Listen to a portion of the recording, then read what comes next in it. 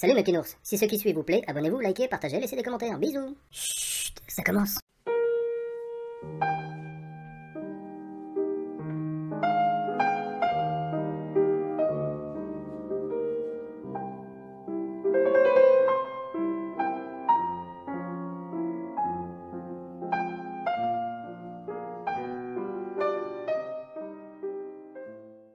Bonsoir chers téléspectateurs, ici Yvan Dressamer.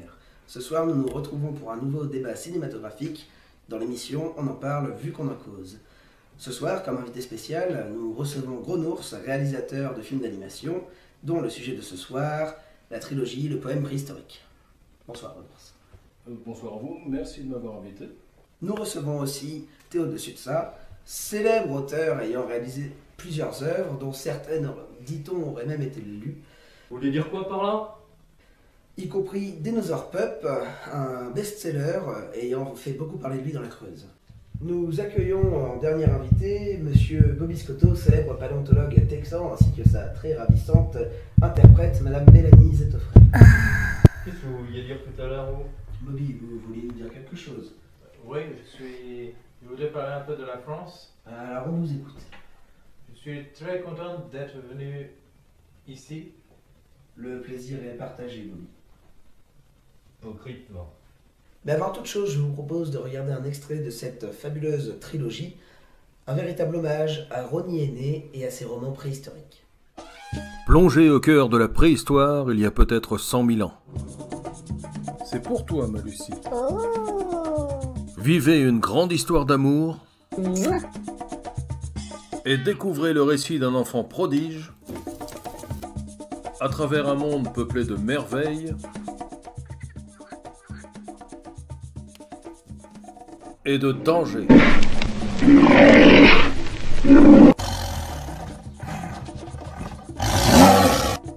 Au secours!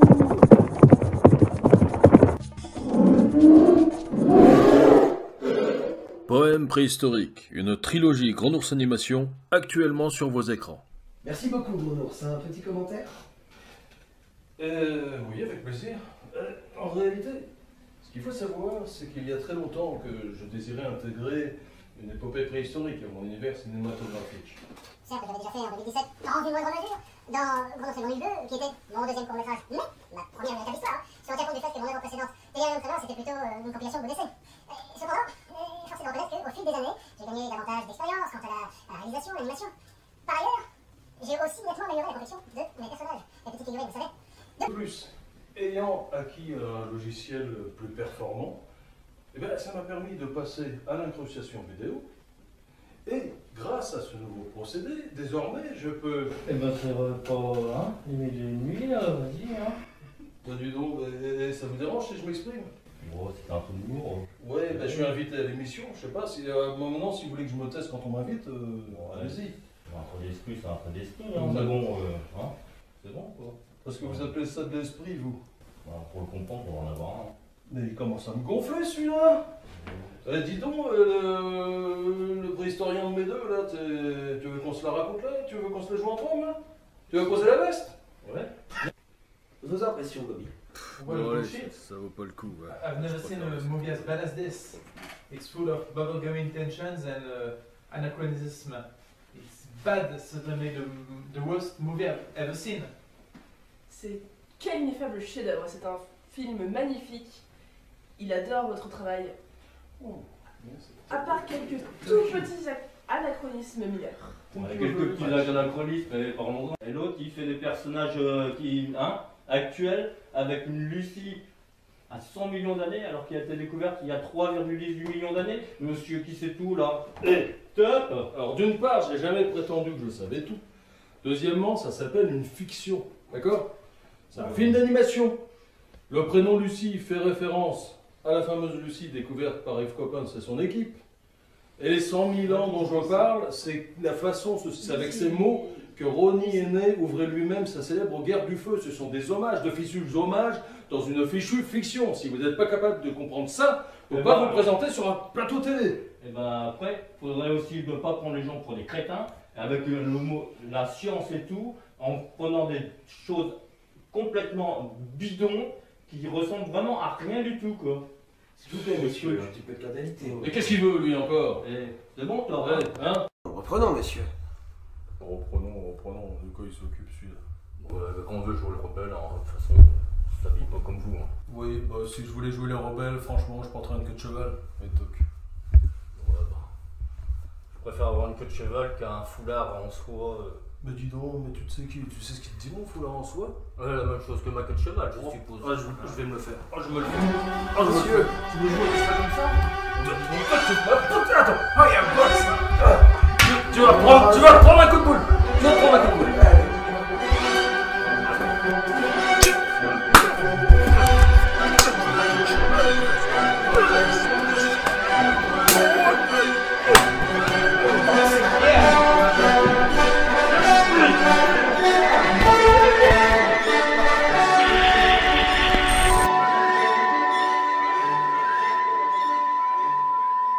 Dinosaure Pop ou les dinosaures pour les crétins, le nouveau best-seller de Théo de Sudsa, paru en 12 exemplaires, est disponible dans au moins 2 librairies de la Creuse et une en Lozère, pour la somme modique de 99,99 € TTC, prix conseillé.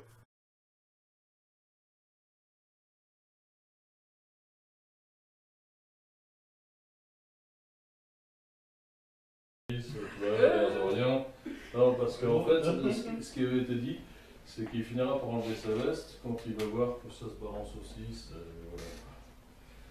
T'es pas obligé de me regarder comme ça. Hein?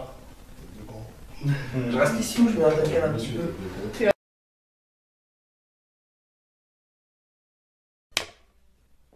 Et tu veux pas le dire, hein? Ah oui, j'ai oublié, c'est vrai. Scène 1!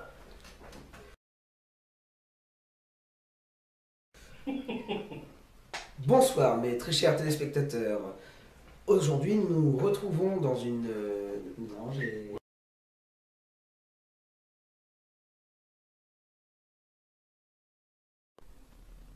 Scène 1, troisième.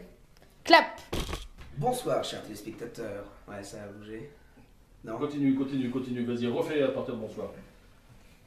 Bonsoir chers téléspectateurs, ici Yvan Gressamer. Ce soir nous nous retrouvons pour un nouveau débat cinématographique. Bon, merci. C'est moi qui bug. Ça va être...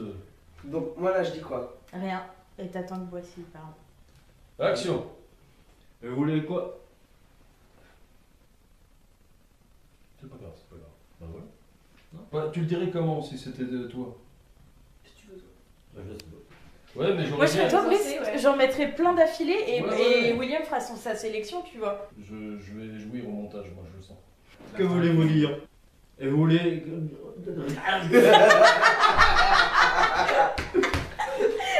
Ça va dans le bêtisier par Oui, contre. bah oui, bien Ouais. sûr.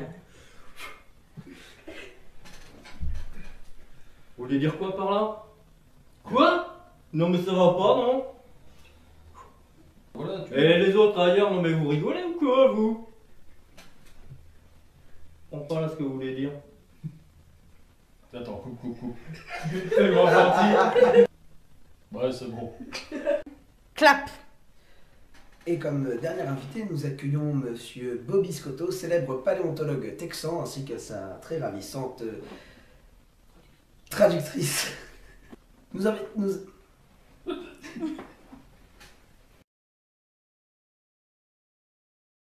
Ah, ça faut pas qu'il glisse.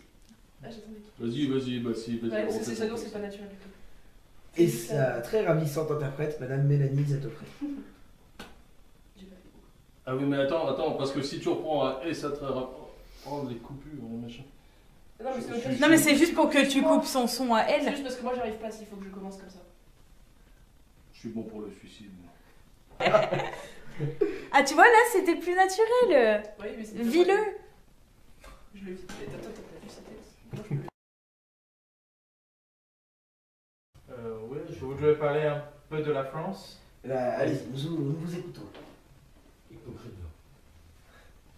C'est pas là. C'est quand il aura fini sa deuxième phrase. Tu veux pas parler? Bobby, il me semble que vous vouliez nous dire quelque chose. Oui. Oui.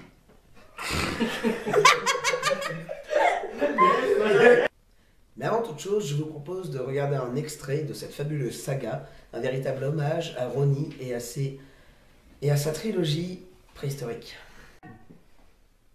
Vos impressions, Bobby? What bullshit. Quel Tu crois que t'as l'air ineffable malin chef-d'œuvre. avec ta queue de cheval, là?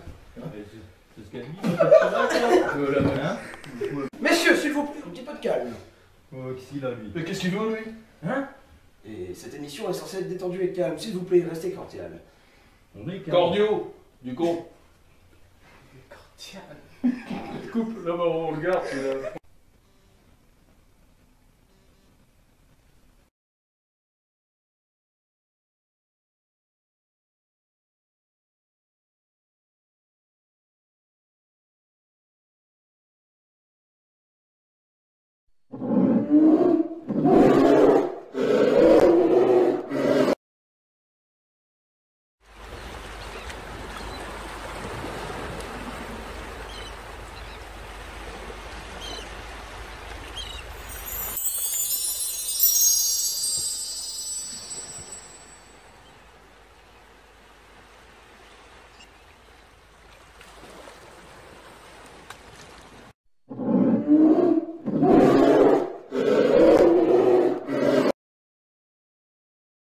Je dédie cette histoire aux êtres qui me sont chers, avec une pensée particulière pour mon amie Brigitte qui, bien que non créditée au générique, a prêté sa voix à l'agent de gare en début de film.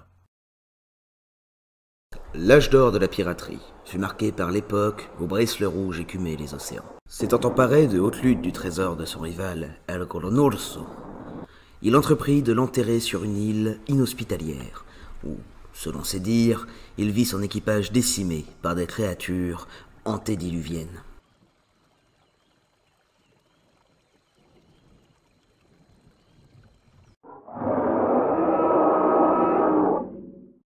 Rentré seul, il devint corsaire de sa majesté pour échapper à la potence, mais ne parvint jamais à récupérer son fabuleux butin.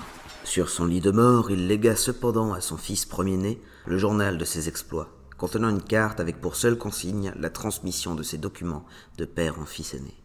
Ainsi fut fait au fil des siècles, jusqu'au jour où deux de ses descendants, deux jeunes frères se disputant la lecture de la dite carte, en vinrent à la déchirer en deux morceaux. Afin d'échapper au courroux paternel, ils replacèrent tout dans la bibliothèque familiale, le cadet conservant jalousement la partie arrachée. Ce fils cadet, bien plus tard, allait devenir mon père. Et 45 ans plus tard, alors que je venais de fêter mes 18 printemps, son geste allait bouleverser ma vie. Votre attention s'il vous plaît, le train en provenance de Pentruche va rentrer en gare. Éloignez-vous de la bordure du quai.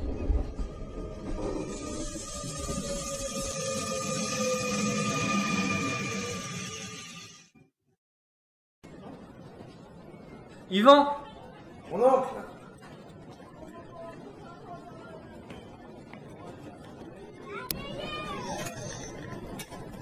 Salut Yvan, as-tu fait bon voyage? Oui, bon, la route était un petit peu fatigante, hein, mais c'est rare.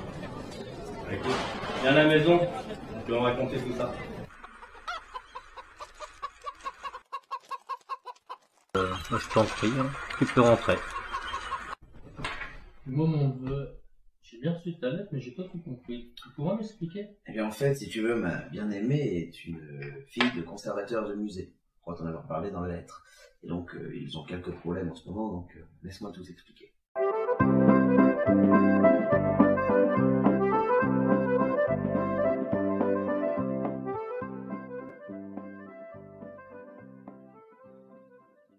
Je suis venu aussi vite que j'ai pu. Merci. J'ai constaté ces derniers jours que ça n'allait pas très bien, qu'il y a quelque chose qui te tracasse. Tu peux m'en parler? Ouais, c'est assez compliqué avec le musée de mon père en ce moment. Les affaires marchent pas, le musée marche pas. Il lui manque quelque chose qui vraiment se démarque des autres musées. Il commence à perdre espoir, ça va vraiment plus en ce moment. Je te promets que je vais trouver une solution. Je vais m'arranger avec mon oncle, j'ai confiance en lui, je sais qu'il a toujours une bonne idée derrière la tête. Et je sais que ça va le faire, ne t'en fais pas. Merci beaucoup, tu me tiens au courant et j'espère vraiment que ça va aller. Je t'effraierai dès que possible, t'inquiète. Merci.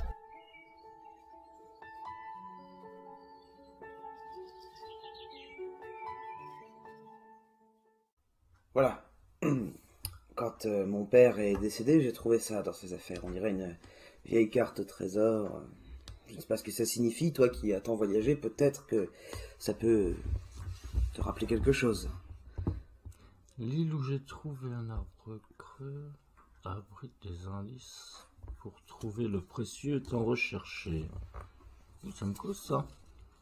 C'est où que t'as trouvé ça, Thierry? Dans les affaires de mon père. Bon, c'est quand... Oh, je crois savoir d'où ça vient. Tu sais qu'on avait un ancêtre qui était... Enfin, qui a fini sa carrière en tant que pirate. Non, papa ne me parlait jamais de ce genre de choses. Et je crois que j'ai quelque chose à te faire voir qui va t'intéresser, tu vas voir.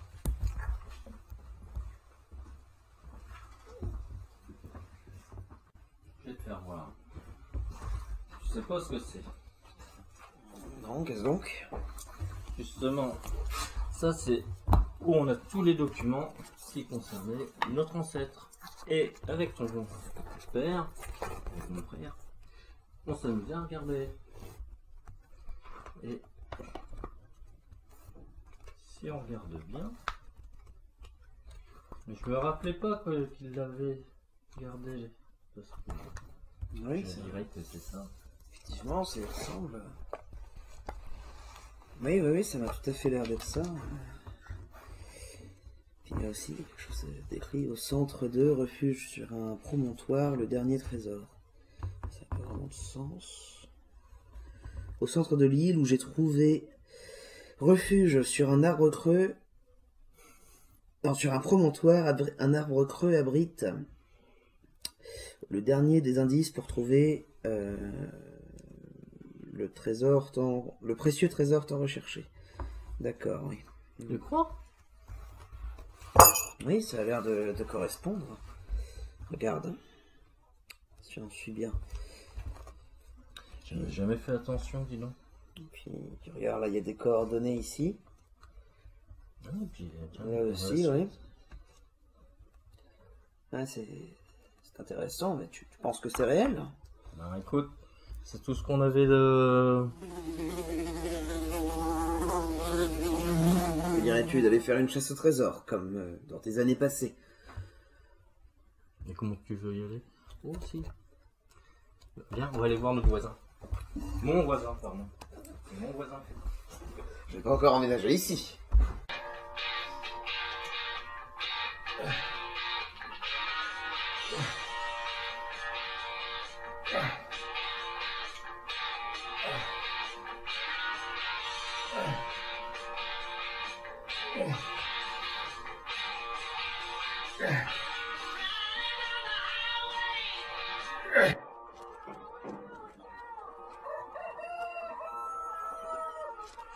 On doit dans le coin. Oui, viens-tu boire un coup? Allez, à la bonne nôtre. Tu sais hein? Comme d'hab. Tu veux m'en dire des nouvelles? C'est ta dernière cuvée, celle-là. Ouais, il y a de la pomme. Dernière d'il y a une trentaine d'années. Il y a de la pomme, ouais, il me semblait. Hein. Sûrement un petit... Ça va, mon garçon? Oui. Ah, les jeunes d'aujourd'hui, ça c'est costaud, mais... Hein, bon. Alors, regarde. Il y a un trou, là, vous avez remarqué? Ouais, on a vu, mais regarde ce qui est marqué surtout. Ok. C'est écrit, c'est pas marqué. Au centre de l'île où j'ai trouvé refuge sur un arbre creux, sur un promontoire, un arbre creux abrite le dernier des indices pour trouver le précieux trésor tant recherché. Ouais, et ça, le bout manquant, c'est l'indice. La merci les amis, mais il va falloir... J'avais entendu parler de cette légende du trésor de Brice le Rouge. Et heureusement que j'ai un bateau solide, parce qu'il va falloir passer par le chemin des sirènes. On prétend à tort qu'elle noie les marins, mais c'est de la bêtise tout ça. Le vrai fond de l'histoire, c'est que les sirènes savent pertinemment que le sang humain est un sang très vigoureux. Et toutes les jeunes sirènes en aspiration au mariage montent à la surface et appellent des maris. Pourquoi les marins qui plongent ne reviennent-ils pas? Parce qu'instantanément, quand ils ont touché l'eau, ils se changent en tritons. Et ils vivent leur vie d'époux jusqu'à la fin de leurs jours, qui sont longs, parce que les sirènes et les tritons vivent vieux. Le problème, vois-tu, c'est que si tu ne t'arrêtes pas, si tu ne réponds pas à leurs avances, elles sont vexées. Et leur père, Neptune, le roi des mers, pour laver l'affront, déclenche des tempêtes et te fait rencontrer tous les monstres possibles, toutes les abominations qui existent. Si les tempêtes sont trop violentes, il faudra descendre sous les flots. Et c'est là que demeure la plus grande des infamies qui vit au fond des océans, le Kraken. Oui, mon petit père. On va peut-être pas y aller du coup, en fait. Je veux dire... C'est pas... Et tu te dégonfles. Non, mais il doit y avoir un trésor plus facile à... Et tu crois que ça pousse partout, toi, les trésors? C'est possible. Hop, on claque des doigts. Quand tu auras vu mon bateau, tu comprendras. Il est quelle heure? 11 heures. Écoutez, voilà ce qu'on va faire. Le temps pour moi d'aller voir notre voisine pour qu'elle garde les poules. Je suppose que tes affaires sont prêtes? Oui. T'as pas défait ta valise? Non. Et toi, t'as toujours ce qu'il faut dans mon bateau et jusqu'à la brosse à dents. À 13h pétante, 1h de l'après-midi, si tu préfères, je sais pas comment on dit à Pantruche. À 1h pétante, vous êtes sur la digue. On cassera une croûte à bord de mon bateau. D'accord. 1h pétante. Oui. Pas 1 minute avant. Pas 1 minute après. On est bien d'accord? Oui. Allez les amis, on est parti pour la chasse au trésor.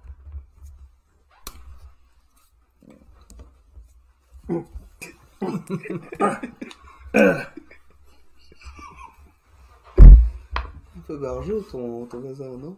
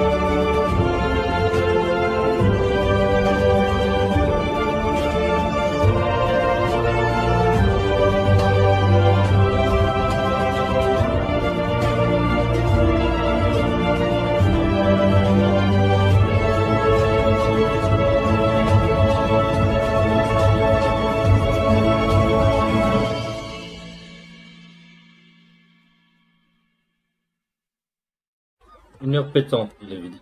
Tel que je le connais, ça va pas tarder. Il va surgir de là. Et on regarde.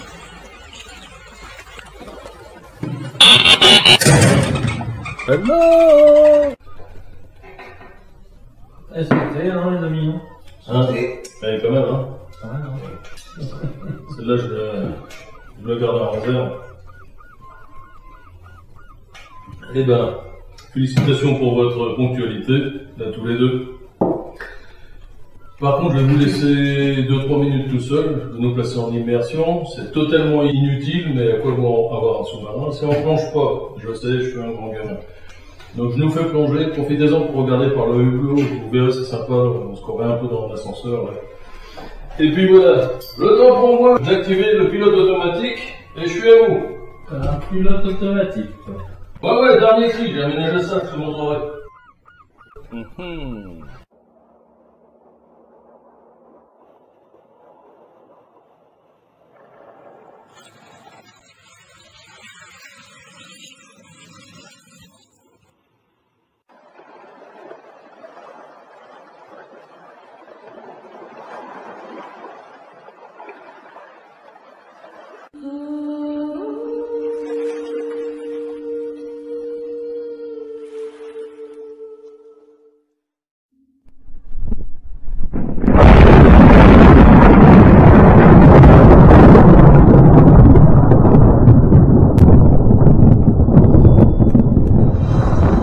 Notre voyage se déroula sans histoire, jusqu'au moment où, ayant déclenché les foudres de Neptune, En ignorant les sirènes, nous dûmes nous réfugier dans les profondeurs, nous exposant au kraken Orthoceras géant, dont le genre était prétendument éteint depuis plus de 250 millions d'années.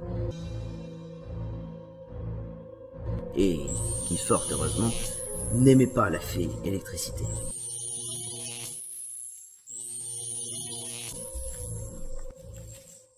Un jour enfin, nous apparut l'île.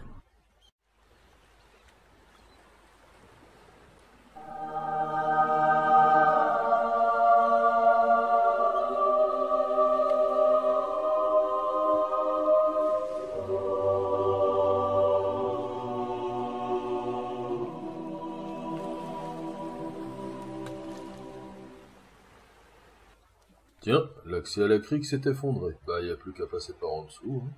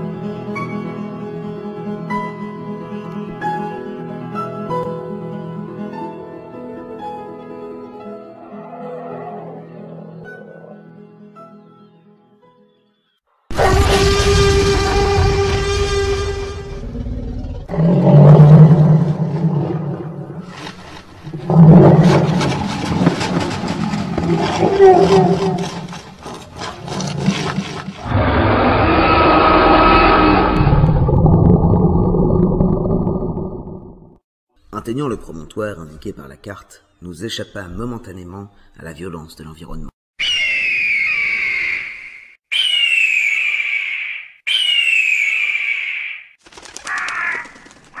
Là, l'arbre creux nous dévoila le dernier indice enfermé dans une bouteille. Le fragment manquant de la carte, nous révélant l'emplacement du trésor, un lac d'eau douce où je pourrais descendre grâce à un dispositif conçu par Will.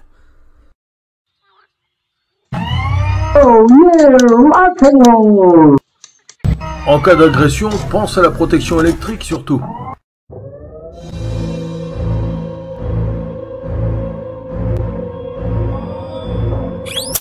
En cas d'agression, pense à la protection électrique surtout.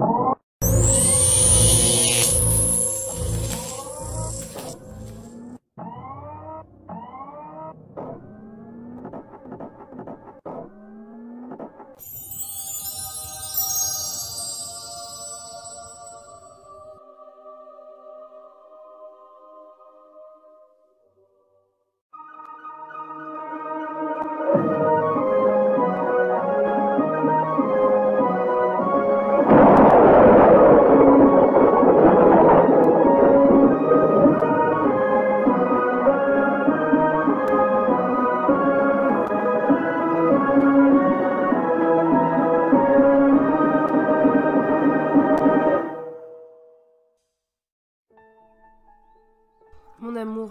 Ma chérie. Tu m'as manqué. Merci pour tout ce que t'as fait. Le musée est sauvé, je ne sais comment te remercier. Rien n'eût été possible sans ton image qui n'est censée occuper ma pensée. Viens t'asseoir tout près de moi. Avec plaisir, mais avant tout, j'ai une déclaration à te faire. Mélanie, veux-tu m'épouser? Oui.